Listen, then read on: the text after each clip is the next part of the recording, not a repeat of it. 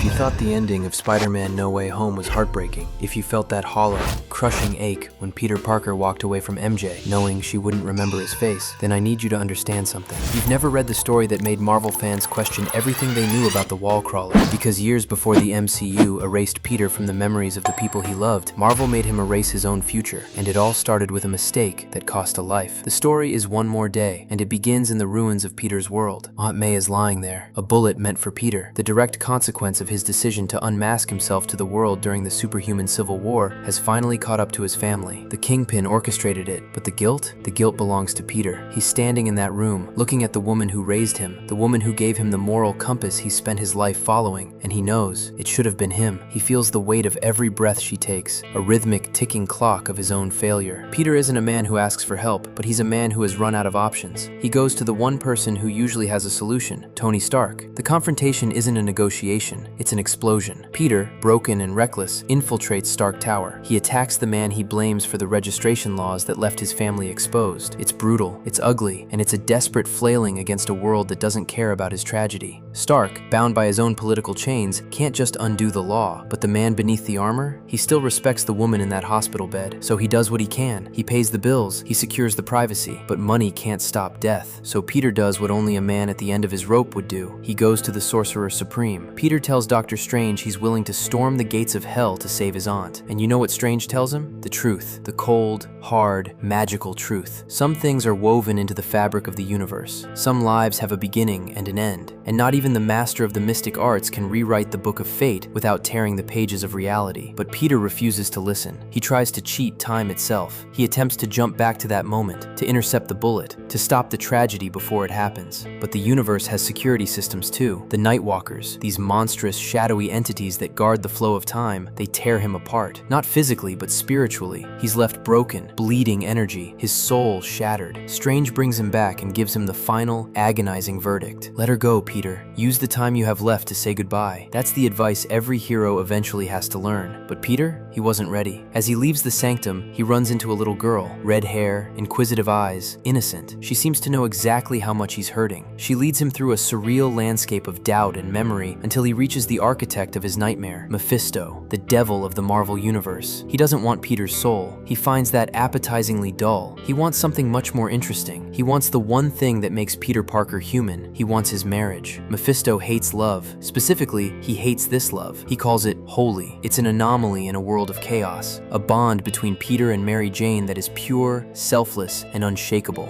And that's why he wants it. Not just to take it, but to destroy it. He wants to know that somewhere, in the dark corners of the multiverse, Peter and MJ are screaming for a loss they can't even remember, for a life that was stolen right out from under them. He gives them until midnight. Imagine that. You're sitting with the love of your life, knowing that in a few hours, the memory of your wedding, your shared struggles, your I do's will be deleted like a file from a hard drive. MJ is the rock. She's the one who tries to be brave, who suggests that maybe it's Aunt May's time to move on. But Peter? The weight of his guilt is a titan sitting on his chest. He tells her, if she dies because of my mistake, I will break in two. He cannot live with the blood on his hands. In the end, it's MJ who speaks for them. She makes the deal, but she's smart. She whispers one final, hidden condition into the demon's ear. She demands that not only is the marriage erased, but the world must forget Peter Parker is Spider-Man. She buys him his life back, at the cost of the love that defined it. Mephisto drops the mask. That little red-headed girl Peter was chasing, that wasn't a stranger. That was the child they never got to have. A potential life, a daughter, erased before she could ever take a breath. It was the final, sadistic laugh from the devil. And then, the snap. Peter wakes up. The world is reset.